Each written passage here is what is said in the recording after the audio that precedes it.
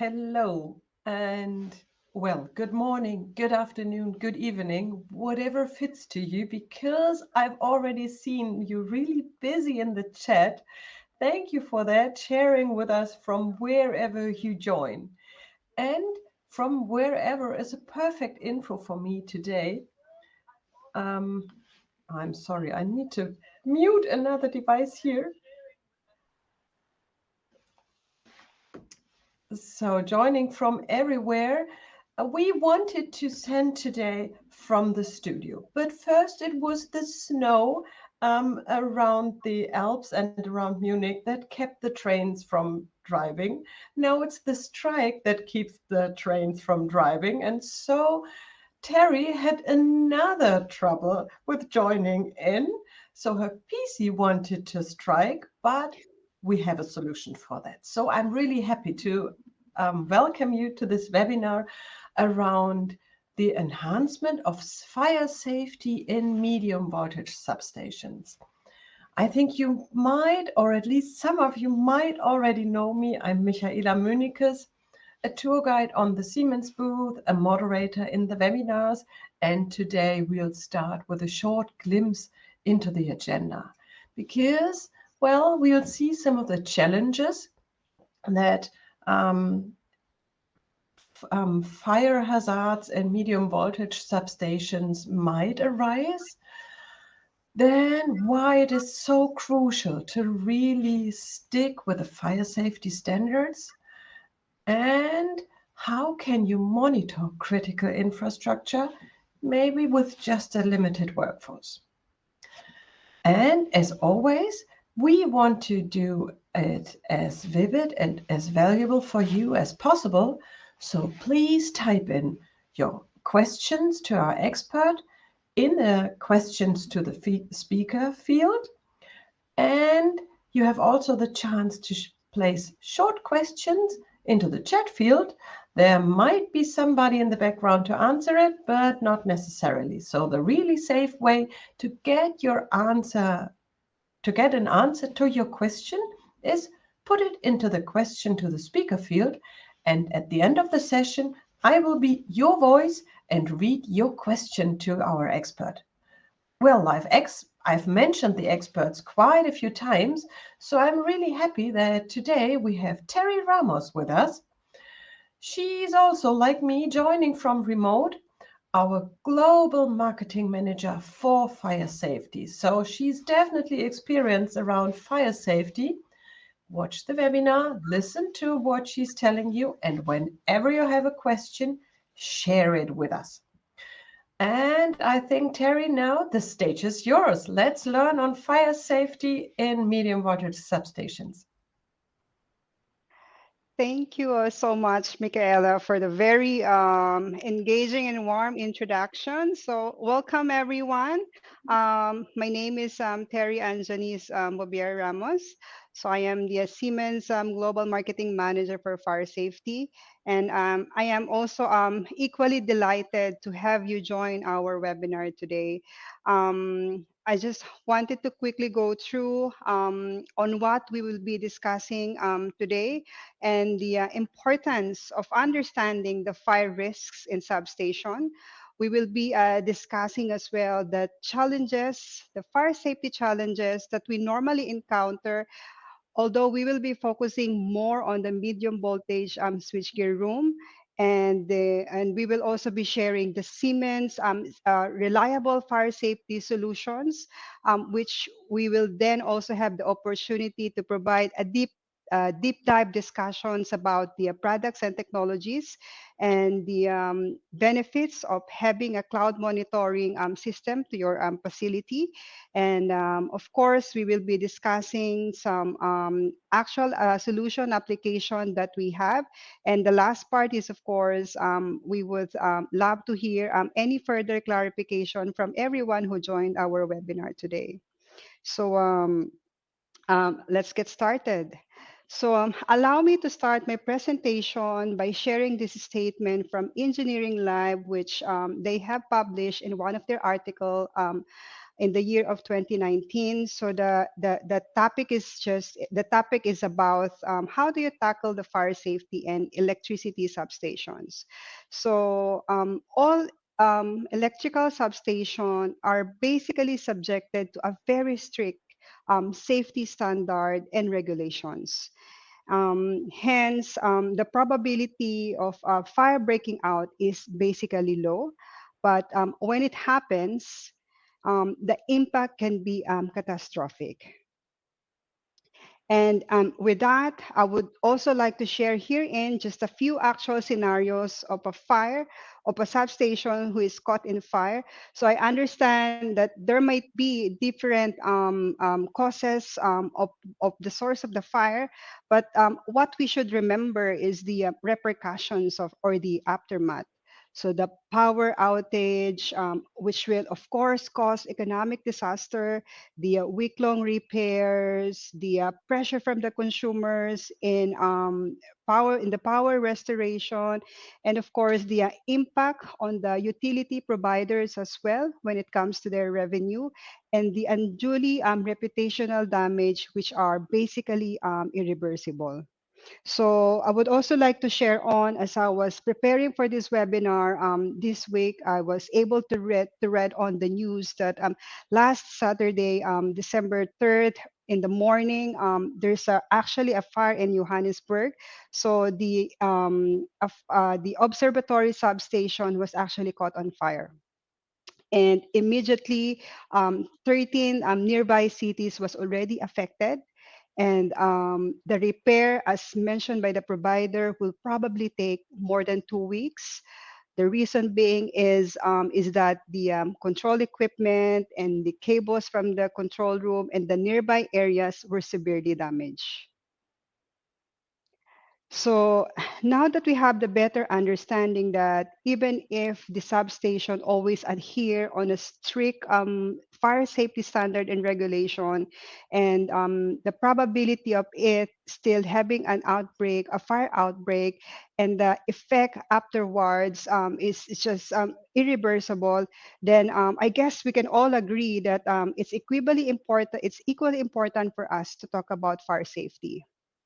It's important for us to talk about fire safety because to safeguard a human life, to safeguard your asset, your properties, and of course to ensure business continuity. And we have to also remind ourselves that when we talk about fire protection system, fire safety should always be planned in a safe and possible way. And we talked about fire protection planning in our previous slides. And what's good to know is that there are numerous standards available already in the industry that provides guidance when it comes to fire protection designs for electrical infrastructure. And you may already have know about the local building codes that you have in your respective countries. We also have the ISO BS standard, European standards, and NFPA as well. But on this specific webinar and in this slide, I want to focus on the IEEE standard 979, which is the guide for substation for fire protection. If you will look at this guide, you will see enormous information about fire protection, the spatial separation of your equipment in your substation. It also provides you um, the information on how to design your cable raceways, spill containment, and so on. But for this slide, I'll just be focusing on the fire detection section, which is basically on three sections, which is first is the section 6.7, wherein it specifically recommends a fire detection and alarm system for your critical areas. So critical areas are basically your control rooms, your computer rooms, communication rooms, switchgear rooms, and so on. And it's also mentioned in section 6.8 of this guide that an appropriate fire protection system should also be provided to your critical areas. Now, Section C.5.2 provides the criteria in selecting the appropriate and applicable detection system. And the code basically recommends already the specific type of detection system that you could use. So as you can see on this one, on a different application, it specifically recommend you the type of detectors that you could use.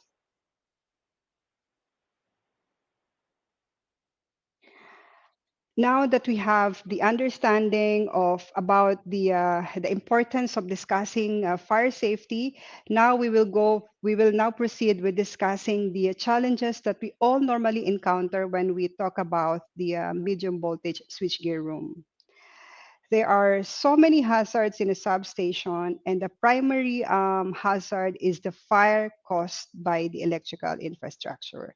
So when it comes to electrical infrastructure, the number possible cause is the electrical arcing and the buildup of the electrical static as well. Overheating from your electrical control equipment, from your switchgear, from your cabling, which can be caused by overcurrent and short circuiting. And the rapid spread of fire also because of the presence or the abundant supply of combustible materials in the area. Another challenge as well is the high air movement. And because of that, your air conditioning system basically dilutes and disperses the smoke particles in the area. And most of the mission critical equipments are basically housed in an enclosure. Hence, detecting in cabinet fire will be prolonged. And another challenge, of course, as I understand, most of you have known that most of the substations are located in remote areas and in unmanned. Hence, it will always be another challenge for the operators to respond to any event that's happening in the substations. We have listed down in the previous slides the main contributors of a fire risk in a switchgear room. And now we have categorized these different challenges on this slide. And as you can see, we have provided the solution, the very reliable solution from Siemens, which I would like to have a more deep dive discussion in the current slide. So from the major challenges from the electrical infrastructure, high air movement, and remote location, so we will only be uh, providing three reliable and easy recommendation. So the very first one that you would have to remember is to have an early detection um, to be able to detect your incipient fires and to also consider multi-criteria spot type detectors and with the signals coming from this detection is to be able to extinguish the fire through the use of a clean and safe extinguishing system, and of course to maximize the use or benefits of having a cloud monitoring system via remote monitoring. So so how are you able to leverage on this? Allow me to explain in the coming slides. So basically, this is how the fire safety solution will look like in your switchgear area. So as you can see from this, we have our air sampling detectors, which provides a protection for the return of your air handling system. We also have another pipe here going to your switchgear area, which through the through the capillary tube. So it provides a direct protection to these critical equipments. And we also have here our spot type multi-criteria detectors, which provide additional room protection. And we have here as well our Synerix, NXN, nitrogen fire suppression system. So why you should use or consider Siemens detection system? So first, allow me to share further details about Siemens ASD. So here is an example of an ASD plus. Our air sampling detection system basically comes in a different models. So, but the one that we are showing here offers a strongest aspirator, and with that we are able to cover a larger area. So the coverage for this type of detector is basically 6,700 square meter, and the sensitivity may range from 0.003 up to 20 percent obscuration per meter. And what's good is that that is programmable. So we could adjust the sensitivity settings depending on on the application that you have at site. This detector over here uses dual wavelength technology as well, which I will be providing more information on the coming slides. And it also provides easy integration to be able to connect to your fire safety system. Now, there are different possible installation or application that you could make use with your ASD. So we could use room protection. We could also use an object protection or a combination protection.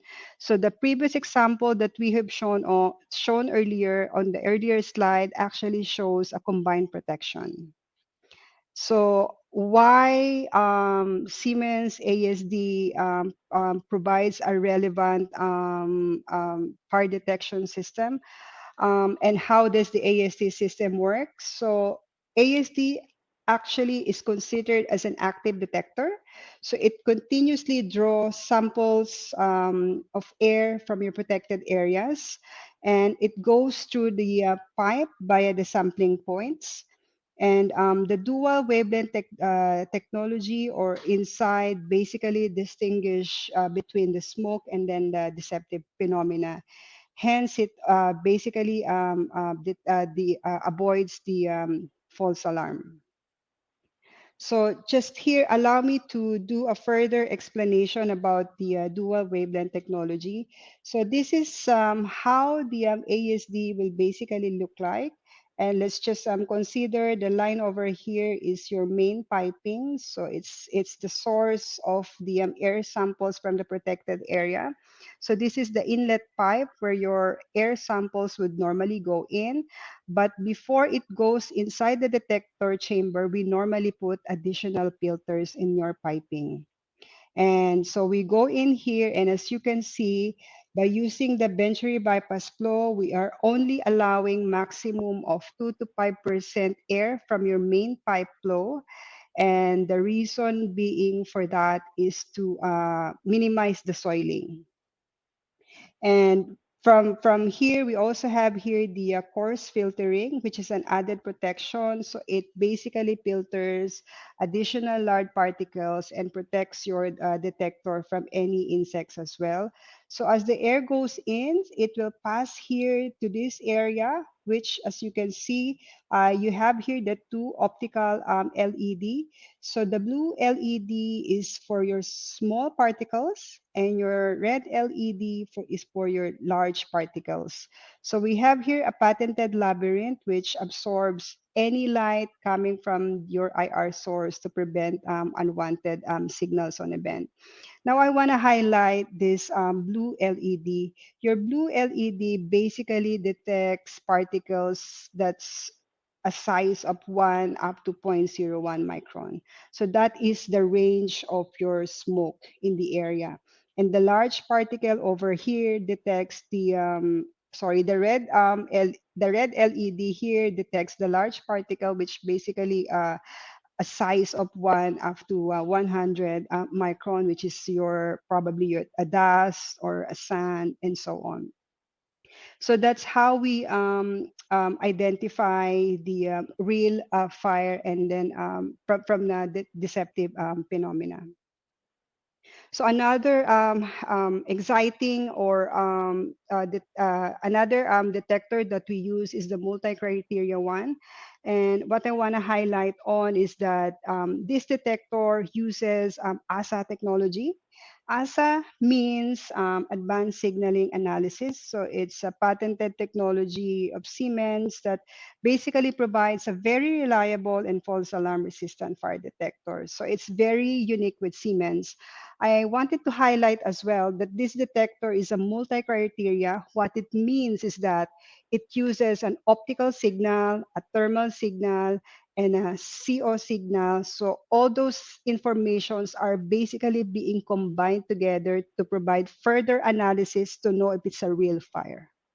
So unlike a multi-sensor wherein you have an optical and it will trigger an equivalent signal through the optical sensor, and so as on the thermal.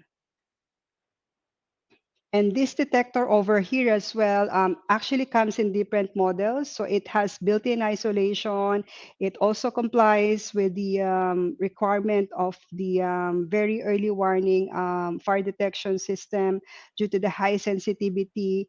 And there are 26 different type of applications that you could use for this type of detectors. Now, I want to just very quickly give a time to explain about the ASA technology. And I think you would appreciate that if you would look inside the detector. So this is how the detector will actually look like. So it's also using, just like the our air sampling detector, it's also using dual scattering detector. So as you can see, these are the different sensing components. So allow me to start with the two optical IRs. So coming from here. So these optical IRs are actually positioned relative to your receiver over here so that you are able to achieve a forward and backward scattering. Now, this green section over here, you could see coming from the receiver is actually represents the spatial characteristic of your receiver. And you can see a small section over here where in the red and the green light intersect. So this is called the scattering volume. This section over here determines the light and the dark smoke. And we also have here also our patented labyrinth. So the benefit of this one is it absorbs all the lights coming from your 2IR source to eliminate any accidental reflections. And on top of that, we also have here two temperature sensors. So they are positioned 180 degrees apart from each other. Why? So it's able to provide an equal monitoring of the ambient temperature in the protected area. In addition to that, we also have here our CO sensor on this side, as you can see. So what it does is it monitors the level of carbon monoxide in the ambient air. So and in summary, I would say that the ASA detectors is of Siemens is basically stands for fire detection algorithms. So and it because of that, it allows to provide a more accurate measurements of signals for a reliable fire detections. And now that we have an understanding of the different detection technologies that we have and solution, I want to quickly go through the extinguishing solution that we recommend for a switchgear. So here is our Synerix NXN N2. So it basically use nitrogen as an extinguishant agent.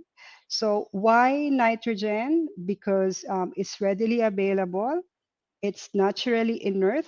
So as you most of you may have known that the main component of our atmosphere is nitrogen. So it basically doesn't harm the environment, and it's also easy to use after the discharge. So by just the use of venting as well, and it imposes no danger to your equipment and of course to the human life as well. And also, it is listed for Class A, B, and C types or classification of fires. And with Siemens, what we offer you is a complete end-to-end solution. So from the automatic initiating devices to the manual call points, we also have the sounder beacons, I/O modules for third-party integration, such as shutdown of your aircon system. Um, we also have our own control panel for the detection and extinguishing control. And of course, we also have the extinguishing system as well. So the benefit of that is that we are able to assure that all of the components for your fire protection system have seamless integration. And we can also confirm that the detection in your that your detection and extinguishing system will always provide an accurate signal in the event of fire. Now that we have already covered on the early detection and the extinguishing for the fire protection, allow me to go through the cloud connectivity or the remote monitoring. The benefit of this is for the substation operators or maintenance to be able to still see and monitor and access the sites wherever they are. So our solution is basically building X Fire Manager. It's a compilation of application that helps you digitalize your fire safety business or system. So each site is connected to a highly secure gateway, which then send panel events to the cloud. And because of that, through your laptop, your tablet, smartphone, or smartphone, you are now able to monitor and operate your fire control panel or system as if you are standing in front of them. So on the next slide, I would also like to do a very quick demonstration about Building X Fire Manager.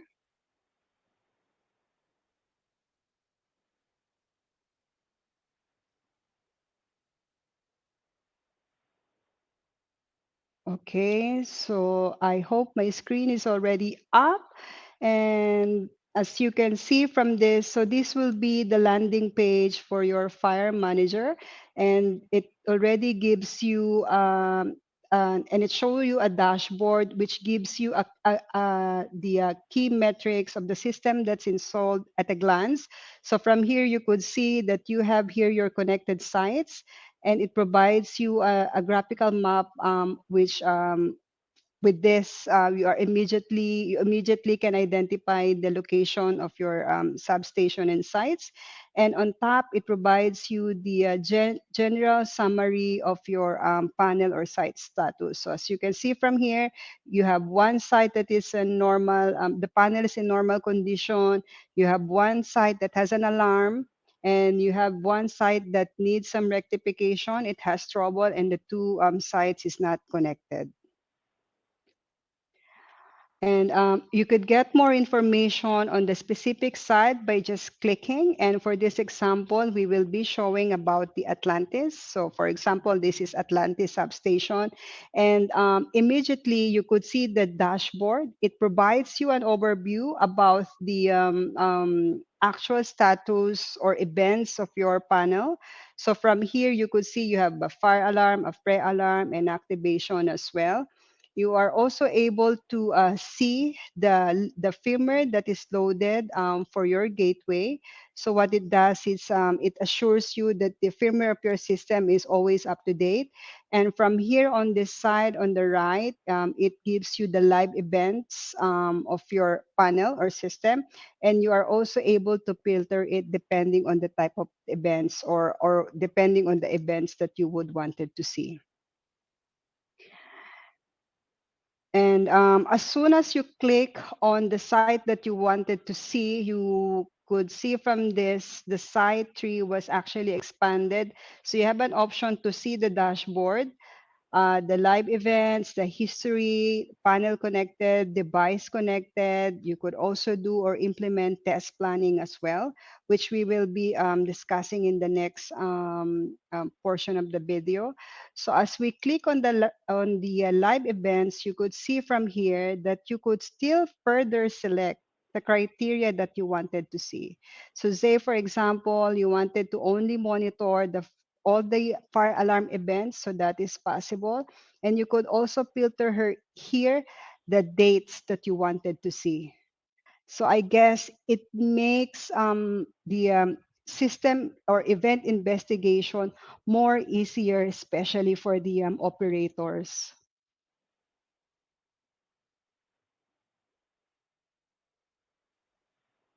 And what's good with that as well is that you are also able to export the history. So as you can see from this, it shows you the complete list of the history of your panels. So you could also do the same thing when you are viewing the live event. So you could filter by event type. You could also select the start and end date of the history that you wanted to see also. And you could also import the history event. So it will be imported in a CSV file for your use and reference. Now, the access to the fire manager will basically be dependent on the operator login as well. So the admin account will have more access on different tabs, and the operator could probably just have a minimum or a restriction on the settings that you would see. And the panel information is also available from here. So as you can see on Atlantis site, we only have one panel. So ID refers to the address of the panel. And we can put in here the type of the panel. So normally for the description, we put in the specific location for ease of troubleshooting and identification. You could also see the software version of your panel. So those are very important information when it comes to doing basic troubleshooting as well. So now if in Atlantis site, you decided to add additional panel, then you could just see additional panel information from here. And the exciting part as well is that aside from the panel, you could also further dig deep in as to the level of the devices that connected in your loop. So from here, you could see you have your smoke detector, you have your manual station, you have your IO devices, and there are a lot of information that's available from here. And from here, there are different categories as well. Or if you just click on the device, and it will give you further details. So as you can see, we can also identify if the device has been tested. You could also see or check on the soiling level of your device. So if further cleaning is already required for the device, you are also able to see that. And you could also identify here the different or filter out the different type of notification that you wanted for your system to see. So from here, you could see, you could only set a notification. Say, for example, for a fire alarm, you wanted the notification for a fault only. So that is possible. You could do that as well. And as well as by exporting a report, you could also put in more specific information for your report. So you could put in the details for soiling, and you could still also select the date range of the report that you wanted to export for the devices as well.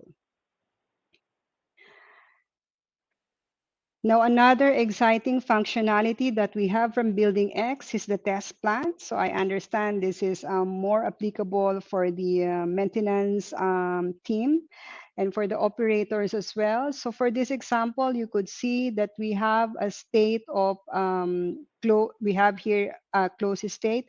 What it means is that you have already completed the assigned testing of the devices that you put in here.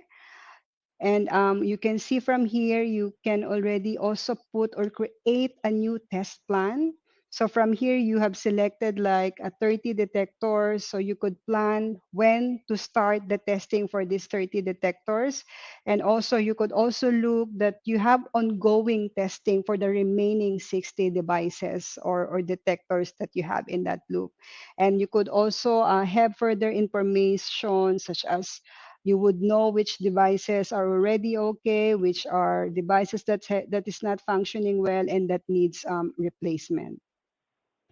And after that, also, you can download the file. And what's good is the file that you have downloaded is you could export it in an Excel editable format. And for UL system, it's also comply with the NFPA requirements. So you could already make use of that report and submit it to your customer, and you could just probably just change the information such as the customer name, put in your logo, and make use of that report already.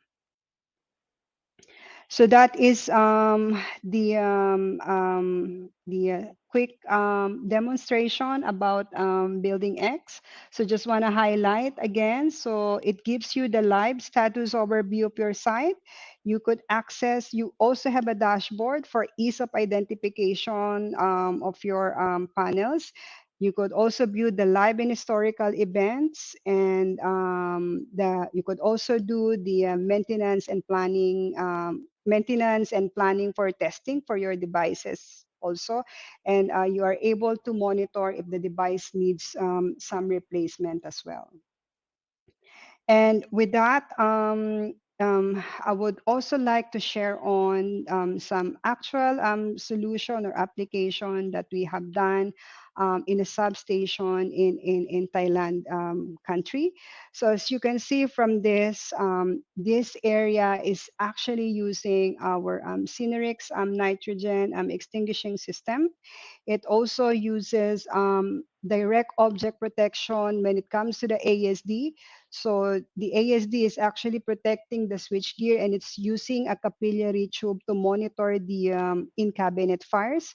It also has a spot type detector as an additional protection, as additional room protection. And it's also using our Siemens FC922UL system for the detection and extinguishing control.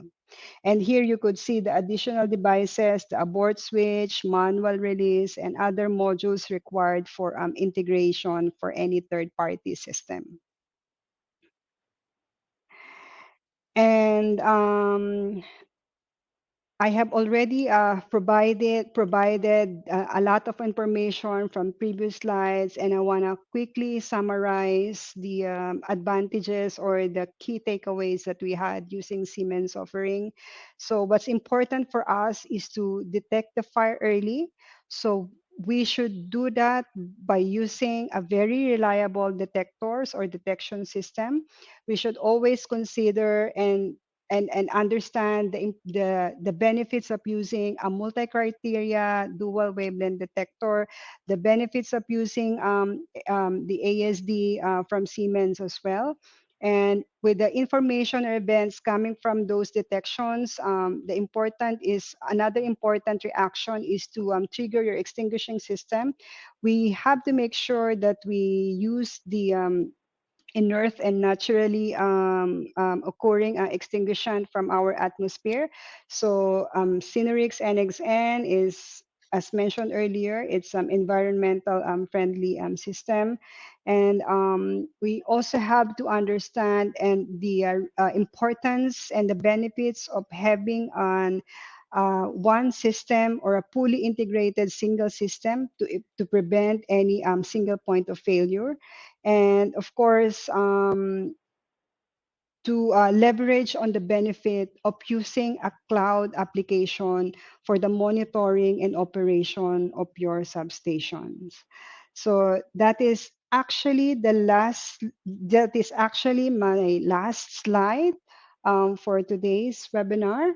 And I wanted to call in Michaela back. So just if in case we have any questions coming from our attendees today. And Terry, yes, thanks for the presentation. We have a lot of questions, so that was really a vivid round there, and we'll take on those questions. And one of them I already monitored in the meantime, and I can answer. Um, you sometimes ask for certificates for this webinar. Well, this is just an information round, so there's no certificate of participation. But as always, if you book a training with our Power Academy, you can have a certificate for it. And I like the questions of the availability of the certificate of attendance to share or introduce this system to the management. Yes, that's kind of available because you can just download the presentation and present it again to your management. Then it's both. It's the um, you show that you were in it, and you have the presentation and all the information already presented. But it seems like you like the system, so if you want to share this information. And also, just came in the chat some questions around audibility, readability, or coming in late. Yes, we will do share the recording afterwards with you. So no problem, you can use the same link and watch the webinar again. But now let's come to the real questions, and that are quite a lot. We'll see how many we can do. Terry, how much time do you have a bit of time also after this session for us so that we might prolong the question round? Is that fine? We we will try to answer as much question as we have, and Perfect. for other question that we cannot answer, of course, we can always answer it by writing them back and sharing the responses to the attendees. Exactly, that will do. So the first two questions already came in before the webinar started, and I think it's partly already answered, but nevertheless, we'll take it. All right. Because I wanted to know more on whether this mitigation systems for fire shall be different for high voltage substations or will be the same as that for medium voltage substations, or how do they differ from the one that can be used at home? Okay, so it's a very good question. So the the fire risks that we have discussed for our webinar today is applicable for medium voltage switchgear. Hence, the solution that we have also discussed from here is applicable for the medium voltage switchgear. Now, before we can identify the correct detection or the correct detectors that we will be using, we have to also identify the criteria of the fire risk that will come from the area. So for us to be able to come up with a specific solution for the high voltage substation, we have to clearly analyze the possible sources of fire, the characteristic of fire, um, the room height, the room and the ceiling type as well. So there are many things that we had to also consider. And could I install it or use it at home? Normally, detectors at home, or if you use Siemens multi-criteria detectors, of course, you could use it at home. Mhm. And yes, because the normally in our home, the source of fire will be coming from probably synthetic materials, wood, papers, and our multi-criteria detectors is actually also tested for those type or kind of fires. Thank you.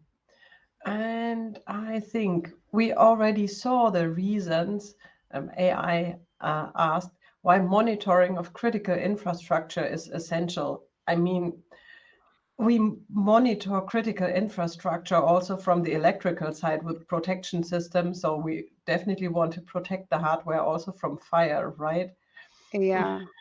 And I think it's equally important for us to also protect those investments, not just the investment, but also to protect your employees. So I think that's the first important one: safeguarding human life, and the safeguarding your critical equipment to ensure business continuity also. It's true. Yeah, we humans, we are unpayable kind of. And then next question. Came in from PC. Are there any requirements in terms of ventilation as well as that a medium voltage switchgear needs to comply? When it comes to the requirement for ventilation, I would recommend for the designers to look into the standards, relevant standard that's applicable in your country. It will provide you a more in-depth information as to the amount of air conditioning system that you would need as well, and it will also provide you a recommendation on the venting, size of the dampers, the type of the dampers that you would use. So I've mentioned earlier on IEEE 979, so it actually contains a lot of information. So even the type of cablings as well, rating of up to the pi rating of the cables, it's also listed in that standards. Mhm. Thank you. Yes, recording we just talked about, and then a question came in via the chat and was thankfully copied to the question here. So LS wanted to know what are the main differences or behavior between an inert gas fire system, for example, N2 or RR or a CO2 mixture, and a synthetic gas suppression systems, e.g., clean agent based on fluor or ketone. Well, fluor gases, I think we wanted to get rid of, right? So I think, All right. Okay. So yeah. first, yeah, okay. Okay, I understand. Thank you for the question. So the main difference, number one, why do we use nitrogen? So first, CO2 is actually one of the effective extinguishant also, but we cannot use it in the area where there is human life. Why? Because it lowers down the way it extinguishes the fire is to lower the oxygen level below 10% or up to the point wherein it will be difficult for a person to breathe. So it's not safe for a manned area to be used. Now, the mixture type of extinguishant is also, you can still use it, but I think it's best to use a single extinguishant. Why? Because number one, for cost. Number two is that as you would also see the combination of the chemicals for the combined or mixed gases. So it will be difficult also for you to extinguish the metallic type of fires. And the good thing about using nitrogen is that it's available in the atmosphere and it blends well in the air. It's actually the composition or the characteristic of nitrogen is the same as it's as dense as the air. So when you dump it inside the protected area, it basically blends in the room. So it doesn't resides or it doesn't resides or separate from the extinguishant when the gas was or when the gas or the agent was dumped in the protected area for a longer period of time. So that happens normally with the chemical agent as well. Thank you. Yeah, sounds really logical. And then MM wanted to know, do I need two detectors for the combined protection installation? Okay, so for the combined protection, there are two options that you could use. So Siemens ASD, it actually comes with a dual channel. So one channel you could use as a room protection, and another channel you could use as a direct object protection for your switchgear. Okay, so different to what you shown on the slide. So I do not necessarily need a second device. I can also combine that with one device, right? That is an option, yes. Oh, And of course, you could also opt to use a spot type multi-criteria detector as an additional room protection as well. mhm. Thank you. And then PC wanted to know how difficult is it to integrate the air pipes in the medium voltage switchgear? So the installation, huh? Installation. So the capillary tube is a 25 square meter, and then the sampling pipe will also like be very small. So when you have to like do some integration or penetration in the cabinet, the size will the drilling size will be very small. But of course, you would have to coordinate it very well with your switchgear provider, as there may be other access that you could make use. So it's better to always discuss the access or the possible ways to mount the capillary tube to your switchgear provider or installer. Ah, there might already be holes I can, or holes prepared at least that I could use. Okay, thank you. And then ÖA wanted to know, does it sense for the there's that, or maybe for the which type of gas insulated, for example, an SF6 GIS or a blue GIS? Well, that would be an error in the switching, in the switchgear itself, right? Losing the isolation gas. Does it smells for that?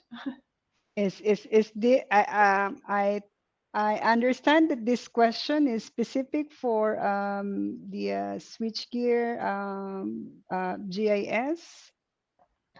Somehow, So if yeah. we can still take on this question, and we'll provide them a written answer for this. Yeah, I think we'll take that one offline. That brings me to your homework, because yes, everything you put in as a question, our expert will answer, or with the help of another expert will answer, and you will get that. All of you will receive the link to this question and answers document in a few days, I guess. So that's Oh, I think that was kind of already mentioned, the possibilities there. So KN wanted to know, the ASD is installed close to the switchgear, and then now it's fixed outside the switchgear. And by the time the ASD inhales the air, the fire would have already spread inside the switchgear. And KN needs clarity on this. So, Okay, thank mhm, you. So as mentioned earlier, ASD is actually an active device.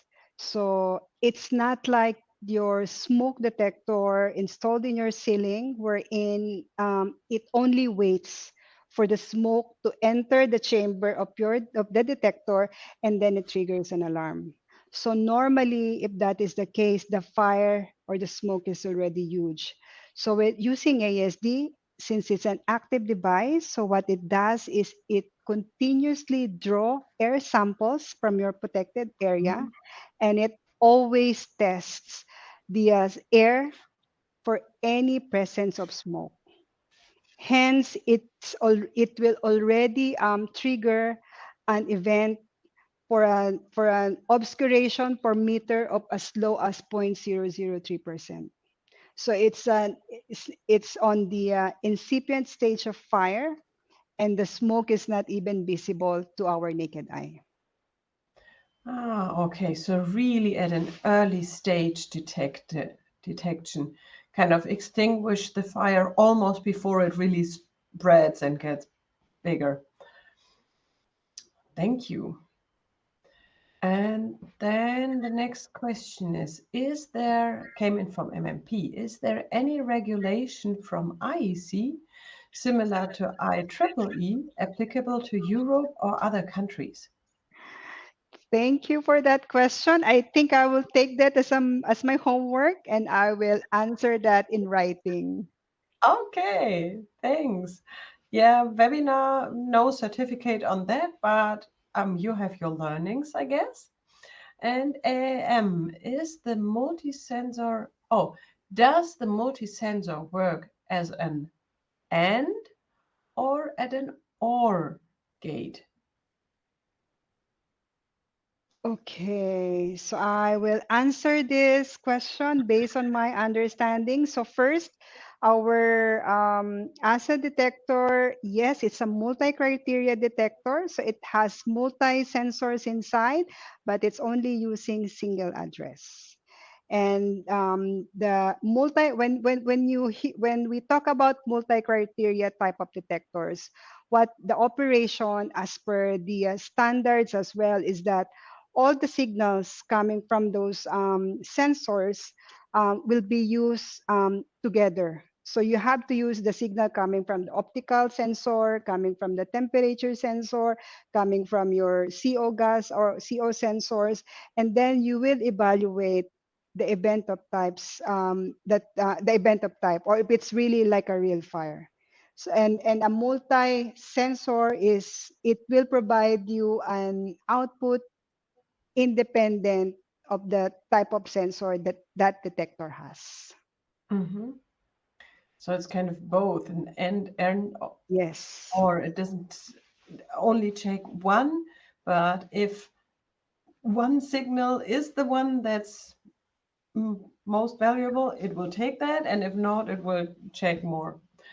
All right, thanks. Then JD asked, is it possible to have a brochure on this system? I think you already had now the chance to download the presentation, and there is probably also a brochure on that, right? So it will be this. We can. Think we could share a link then in the FAQ chat. All right, next one. Oh, why is infrared light sources relevant in the ASA technology solution? The infrared light is important because it differentiates your large and small particles. So it allows you to really compare if it's a real fire or a deceptive phenomena. So as mentioned earlier, the different LEDs provides you monitoring or a level of identification depending on the size of the particles. All right, thank you. And DK wanted to know, can this be used in the eHouse RMU application? E-house, Uh, sorry, I yeah, don't understand. well, maybe I could take on that because we already had an e-house webinar. For my understanding, the e-house is really more a substation, so a huge solution.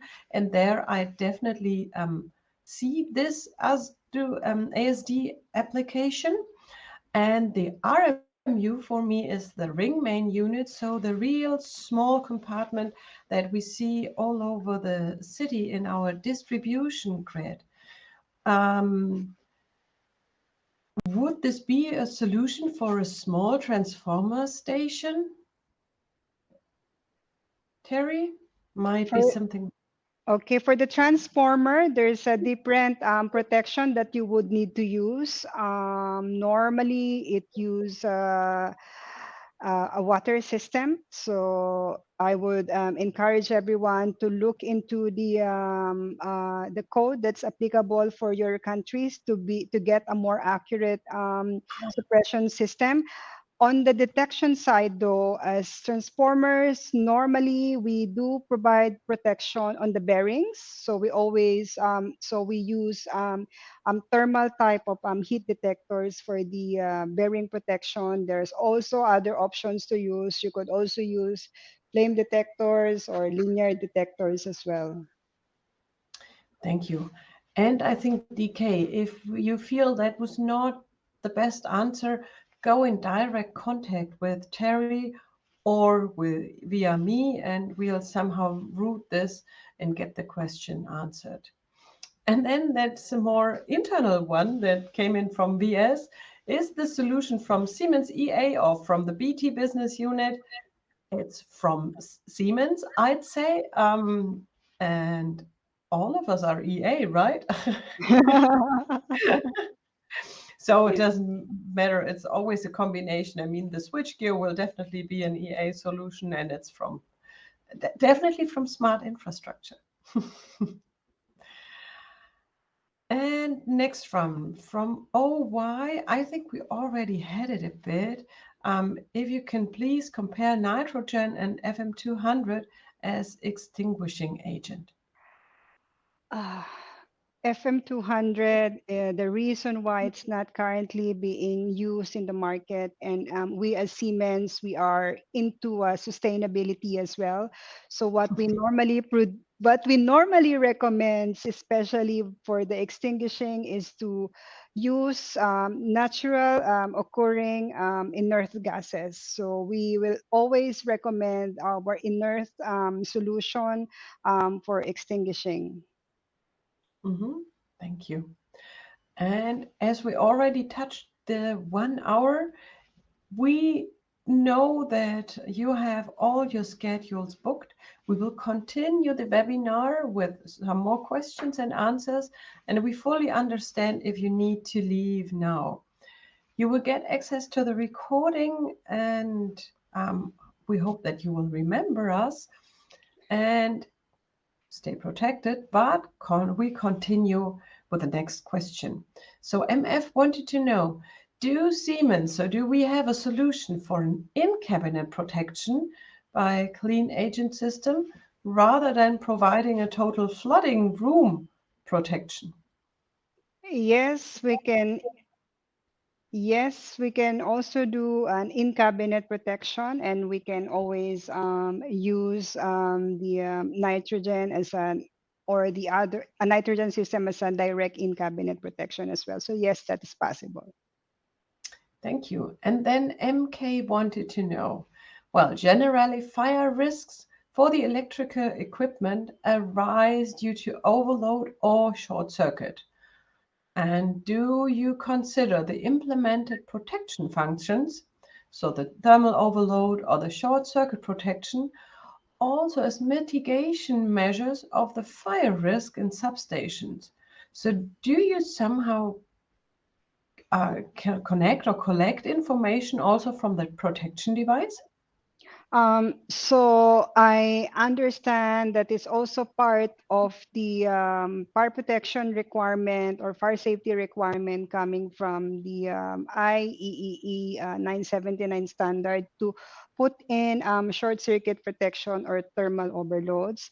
But then, in addition to that protection that you already have, it is always also important and relevant for us additional protection that is applicable also for fire.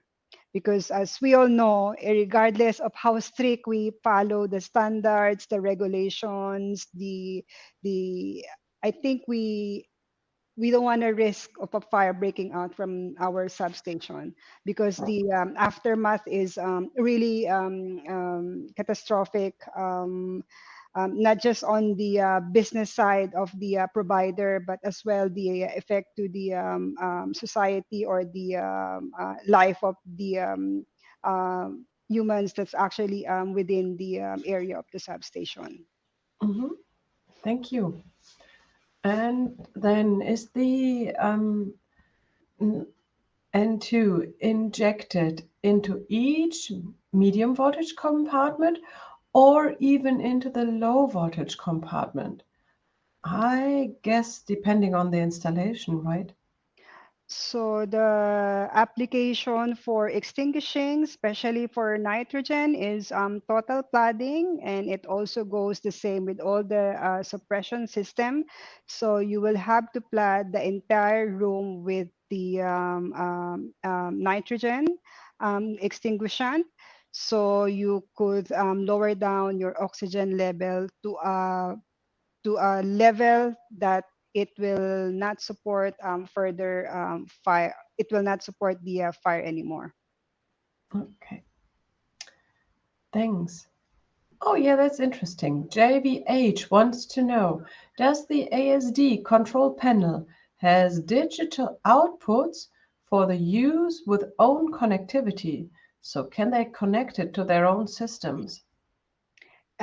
Thank you for that question. Yes, our ASD has actually both digital input and output, and we also have an option to connect a 4 to 20 milliamp signal as well. All right. And if you now wonder if the light is gone out, we can still hear Terry, and I hope that she will come back. So, Terry, we can hear you. We understand the question, but somehow the camera is gone. But I hope by now that you have an idea how Terry looks. So we continue the journey with questioning her. And KN wants to know, how is the cylinder with the nitrogen filled? Is there a pressure monitor on each cylinder? Yes, there's a pressure monitor in each cylinder. So normally when we send the cylinder, it's already filled with the gas. All right, thanks. Oh, next question is also interesting to me. DK wants to know, could this solution be integrated with an existing system from others? Very good. Interesting question. So um, if I will just raise like a few consideration. If the other system, for example, already have an existing suppression system, we could put in the Siemens complete fire detection system. Now, if the case is you have an existing extinguishing system, you also have your own panels already installed by another brand. So the next question I will have to ask you is that is it an addressable system? Is it a conventional system? If it's an addressable system, normally the manufacturers, when it comes to connecting your detectors or the initiating devices in your loop, we are still proprietary.